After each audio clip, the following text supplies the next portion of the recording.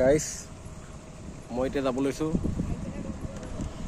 ঘৰৰ পৰা গুৱাহাটী, গতিকে চাই থাকা আৰু ব্লগটো।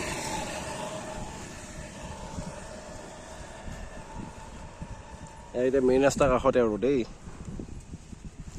বাইক ষ্টাৰ্ট দিওঁ, তেল ভৰামগৈ।